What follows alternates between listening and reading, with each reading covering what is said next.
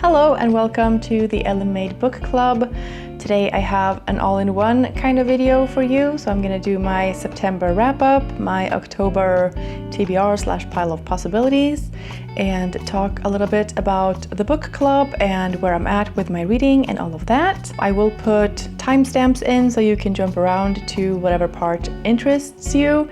And if you find it all interesting, then this is the perfect video for you. And so yeah, let's just get started with the books that I read in September. The first book I finished in September was The Power by Naomi Alderman. I had heard some mixed things before going into this, so I had my reservations, but I still had hope that it would have some good parts. It intrigued me because of the basic premise that teenage girls get electrocuting powers, and so that causes some shifts in the power dynamics in the world, and I was interested to see how that world would be and like what shifts that would bring about and like how that would affect society in different aspects. It says on the cover that it's like the book of the year for every feminist. It's one of Barack Obama's favorite books, and so like I figured it has to have something. I don't understand how this is a feminist book at all. I mean, feminism is a spectrum. There are different kinds of feminism, and this would be at the more extreme end, I would say. I don't think that this is an exploration of women or like female power. I think it's just an exploration of power and the abuse of power. And I understand that like power can corrupt and all of that, but there are things in this that just doesn't make sense. I don't feel empowered as a woman by this book at all. I felt disgusted and horrified and like disappointed in what the women in this book do. They just act like the worst kind of men. I didn't like the story. I didn't like the thought experiment. I didn't like anything in this. I didn't like the writing. There was not a lot that I liked about this book. This is a Swedish translation. I don't know how much that affected the reading experience. I also listened to the audiobook, which was absolutely horrible, but it helped me like have momentum while reading it. So I did keep listening to it and like just try to ignore the annoyingness of the narration. But also like the writing of the book was not good.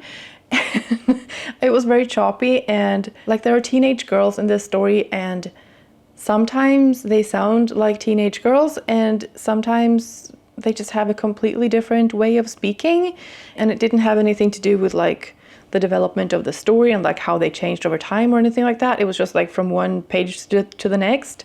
One minute they sounded like teenage girls, and then the next minute they said things that a teenage girl would never say, like that I would never say, because it just sounded so outdated. I have a lot of thoughts about this book in terms of like the feminist aspect. I will talk about that more in the separate book club video. Short version, I didn't like it, don't recommend it. The next book I finished was The Center by Aisha Manasir Siddiqui. And I listened to this on audiobook, and it was a buddy read with Kat at Curious Cat. She had read this before and enjoyed it, and for me it was the first time reading it, and I have mixed feelings. What intrigued me about this was the language aspect, and also there being some kind of dark and mysterious something. In this story we follow Anissa, who works as a translator, and she finds out about this secret language school through her boyfriend. And at this language school people can learn a new language in a very short amount of time, but it's all very secretive and something mysterious might be going on.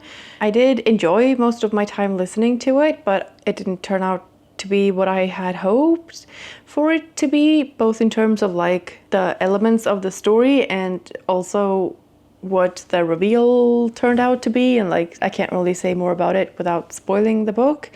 I said all this to Kat and I was like, am I missing something? Am I missing some deeper meaning to this story, or is it just supposed to be like a fun, creepy time? Because that's kind of what it was, until it wasn't fun anymore for me personally. Kat had a lot of different insights and thoughts about this book, so maybe head over to her channel if you want to hear more about it there. I haven't seen her review of it yet, so I'm not sure if she's going to be talking about it in any depth. It just turned out to be a little bit more gross than I had expected it to be. I think I thought it was going to be something more beautiful or magical, not maybe magical, but like fantastical somehow. But like that might be a me problem more than a problem with the book. Like the writing was good and the storytelling was good, and if this is a story that you like, you will probably enjoy it. For me personally, it was a bit too gross, and so I didn't really like it for that reason. But there were parts of the story I liked. I didn't get much out of it, I guess, is what I'm trying to get at. So yeah, I'm glad I read it because I've been curious to read it, and now I have. And the next book I finished was another book club pick, and that was Clytemnestra by Costanza Casati. This is a book that I was really looking forward to. I'm enjoying reading mythological retellings, and this story sounded very interesting to me. It's a feminist perspective. It's focusing on a woman who is kind of on the sidelines, I guess, in like the Iliad, and like with all of the myths that focus on the male heroes and villains and all of that, and the women are just kind of on the side. And in this book we follow a woman who is going through a lot. And I keep going a little bit back and forth in my head about this book because I really enjoyed it at some times, and at other times I was kind of annoyed by it. And so I'm going back and forth a little bit in my head. I do think that this is a story worth telling. Like the character is interesting and her story is interesting, and the perspective and all of the other characters are interesting, and like there's a lot going on and there's a lot of drama and intrigue, and I understand the choice of focusing on Clytemnestra as a character and writing a story about her. Sometimes I felt like it was a little bit too long and that it had scenes that didn't really make sense to me, and sometimes those scenes were referenced 300 pages later. And so then I understood why they were there, but I don't want to have that feeling the first time I'm reading them. If you're going to have something from someone's childhood, for instance, it should kind of blend in a little bit more seamlessly, I think, into the story, rather than being like, here's one scene from a childhood that's going to make sense later, and here's another scene from a childhood that's going to make sense later. The writing was also a little bit up and down for me. Like some parts were really great and it flowed nicely and like it had momentum and like the language was beautiful in some parts, and then in other parts I just felt like it was trying to be beautiful but like didn't really hit the mark. I also don't know why frescoes are mentioned so frequently in this book. Like sometimes it can make sense to have these like little, reference points, or like maybe it's the weather and like how the sky is looking, and like, yeah, maybe that's boring and it's been done before, and so maybe frescoes have that function in this book because that's a little bit more like in this setting. But it was also referenced in weird ways sometimes, like saying someone's face looked like a freshly painted fresco or that someone looked like a faded fresco. And it's just like, why would you say you look like a picture? Like you look like a pretty picture, or you look like a dull picture. I don't think that the writing was bad all the way through. Like I said, some parts were really great, but some parts were noticeable to me. And I think that good writing should either be noticeable for how amazing it is, or it shouldn't feel like writing at all. It should just be images in your head and like a story moving forward in your head, and you're like so invested in what's happening in the book rather than the words on the page. You know what I mean? And in this case, I was paying a lot of attention to the words on the page, and not in a good way always. There was also a part where there was like a comparison where like the dawn looked like the first rays of sunshine or something. It's just like the metaphors in this book need some work. That's my main point, I guess. I don't mean to be mean. I respect the author a lot for putting this story together, and like I said, there are parts that are great, but like someone should say when there's a metaphor that doesn't work. And there were also parts where like the descriptions of the environment was very like jumpy. It was like a river here and people working there and then a child in the window, and it I felt like this. It felt like there maybe was a longer passage with descriptions and someone said like you need to shorten that and like just pick out 3 things from the environment, but like they didn't flow together, they just were all over the place. Yeah, that just made for a little bit of a jumpy reading experience. And it doesn't need it. Like the story is good enough without all of that. So I feel like that could have been blended into the story a little bit more seamlessly. And yeah, okay, I'm rambling. I'm gonna be talking about this even more in a separate book club video, so okay. And then we have the third and final book club pick, which was The Mercies by Kieran Millwood Hargrave. I'm not very far into this at all. I'm on page 37, so I'm just about to start chapter 5. But I'm not sure I'm going to be finishing this or continuing to read this right now because I'm getting witch hunt vibes, which I was not prepared for and did not want. It doesn't say anything about witches or anything like that on the premise on the back, but it does say, you know, there's a sinister figure coming there and trying to put the women in their place, and it's in the 1600s, and it's referencing Scotland, and it's referencing witchcraft and things now, and I can't. If you have read this as a part of the book club, I hope you enjoyed it. I'm sorry for not continuing, but also like I have to put my mental well-being first, and I think that you will understand that. I feel bad for not finishing this, but for now I have to put it on pause and just not put myself through that. I haven't read anything more in The Grandmothers by Joyce Lessing this month, and I also haven't read anything in Hours by Philip B. Williams. I'm keeping this on my shelves for, you know, when I feel like reading these. But yeah, not any progress on those. I also started a couple of other audiobooks after having finished The Center because I needed something more to listen to. I started The End of Summer by Charlotte Philby. I think this is a relatively new book, and it was pretty short, and it sounded thrilling and exciting and interesting and something that I would enjoy. I haven't gotten very far. I think I'm like 18% through. So in this story we follow Francesca, who is living in London, I think, with her husband, and we also follow her mother, Judy, who lives in France. And Judy, at the start of the book, is being accused of having killed her husband, Francesca's father. The story starts with the police coming to Judy's doorstep and journalists coming to Francesca's doorstep. And then there's a phone call between them where it's like, what is going on? That's pretty much what has happened so far in the present timeline. And then we also follow Judy, the mother, when she's 19 in 1985. And she's trying to seduce this rich guy, which I think is the man who turns out to be the husband, the father, the man who she has allegedly killed. It says that Francesca has to figure out like who her mother really is, and there's a whole mystery and the murder investigation and all of that.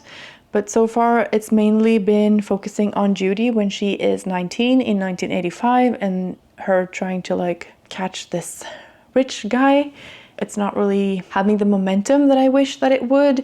And the narration is also a little bit weird because the voice of Judy is an older woman, I think, and that makes sense for the present timeline when she is older. but it sounds really weird when she is narrating the parts where Judy is 19, because she sounds like an old British lady, and I don't think that she would have sounded like that as a 19-year-old in the 80s.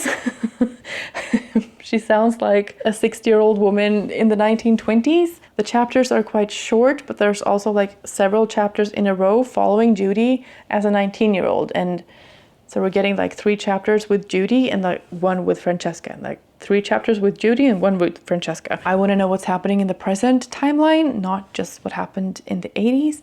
So I don't know. I'm not super hooked yet, but I'm still intrigued to keep reading it. And then I've also started The Gilded Cage by Lynette Noni, which is the second part in the Prison Healer series. I'm enjoying it so far. It's kind of low stakes for me. Like, I'm not super invested. It's just like kind of entertaining, and I want to see what happens. It doesn't require a lot from me when I'm listening to it, so that's nice. Yeah, I will keep listening to that. Let's move on to a little bit of a book club update and where I'm at with that. In October, we will be reading Beartown by Fredrik Backman, and also Remarkably Bright Creatures by Shelby Van Pelt. And I'm really looking forward to both of these books for November and December. I'm just gonna stick to the Beartown series. So in November, it will be Us Against You, and in December, The Winners by Fredrik Backman. I'm not going to be adding any more books to the book club for those 2 months. We'll see how I feel about January, if I want to add more books then, but I think that I need a little bit of a break from reading so many books for the book club. And for some people, 3 books a month is like nothing, but for me, it's been like all of the books that I read. And like, there's nothing wrong with that in it of itself, but I just feel like I put this pressure on myself, and I am finding myself repeating patterns that are not necessarily healthy for me. And I'm not saying this so that you will feel sorry for me or worry about me or anything like that. I'm just trying to be honest with myself and be responsible for my own well-being and be sort of transparent with you. And I also think that I'm not alone in functioning this way. I just figure I would share my experience with it, and maybe that will be helpful to someone. I got back into reading just last year, and that was a lot because of The Artist's Way by Julia Cameron, the classic course in discovering and recovering your creative self. The biggest takeaway for me was to prioritize myself and having fun, not just doing what I'm supposed to be doing or doing things for others or worrying about what I should be doing for others, and so on and so on. So through this course, there are a lot of different like writing prompts and challenges and things, and like just different kinds of exercises to make you think about things you liked doing when you were younger, for example. And so one of those things was reading. I loved reading when I was younger, and then I just kind of stopped because life. When I got back into reading, it felt like coming back to myself in a way, and I've really been enjoying that this year, and I'm loving everything about the reading experience, and I'm loving everything about BookTube, and I love the book club as it is, but I also find myself again reading because I feel obligated to read for other people. I have put myself in this position. I'm like, let's do something for myself. I want to read, and I want to have a BookTube channel about reading, and I want to read to have fun, and let's start a book club so that I can put pressure on myself to read because others are expecting me to. I think one of the reasons why reading has slowed down for me a little bit is because I'm forcing myself to keep reading the books that I have decided to read for the book club because I feel obligated to, because it's a group thing, and I don't want it to feel that way.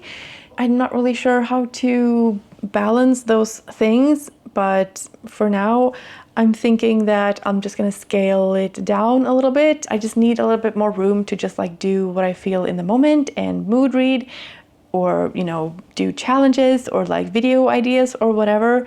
I also forgot to share the best quote that I found in Clytemnestra.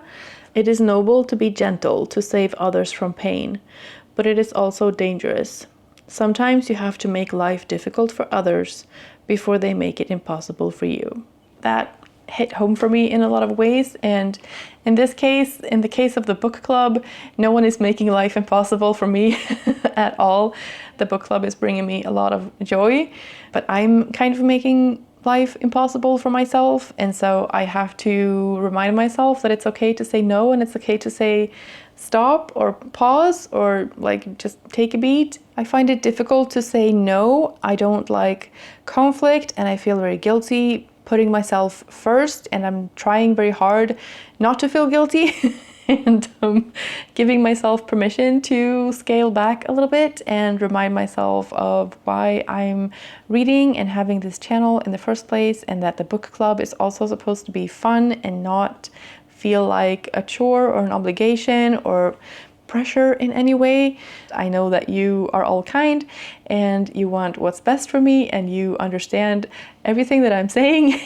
And, I don't need to explain all of that, but I still feel like sharing that because, again, I know that I'm not the only one who gets stuck in these kinds of patterns. And so, okay. So October is Beartown and Remarkably Bright Creatures.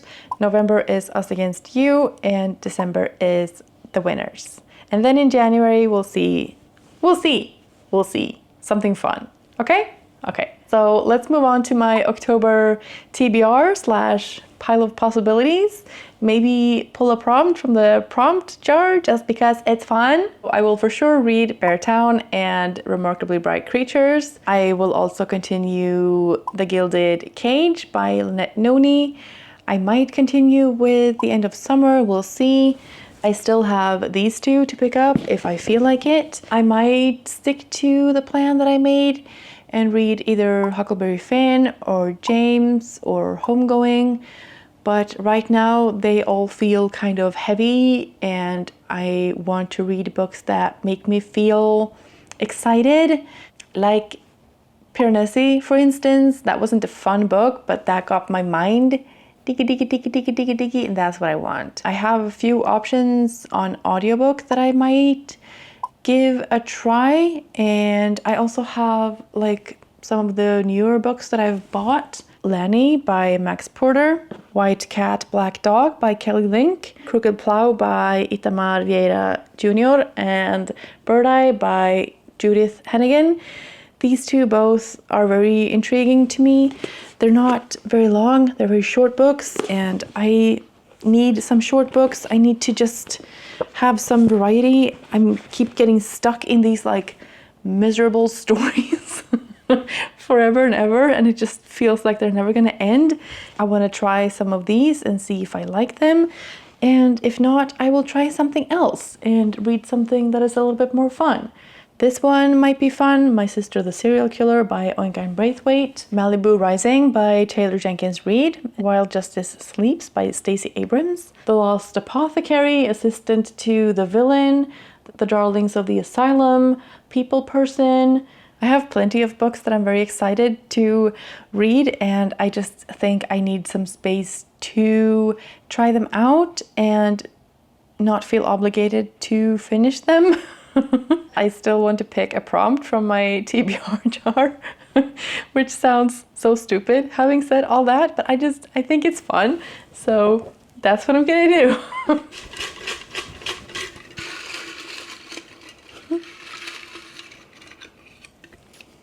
A yellow new to me author. I'm not gonna pick a book right now. I'm just gonna keep this for when I want to pick a book, and I mean it works for most of these authors because pretty much all of these authors are new to me, so you'll see next month what I picked.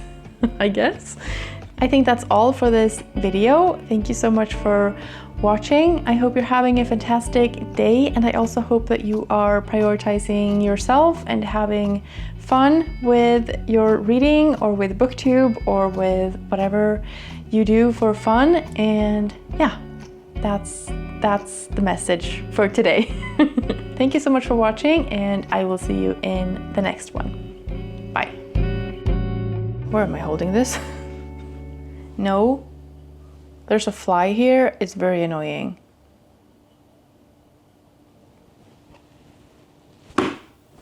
Ugh. Ugh. It's a fly. Had to kill the fly. I'm gonna do my Reptember sap up. No.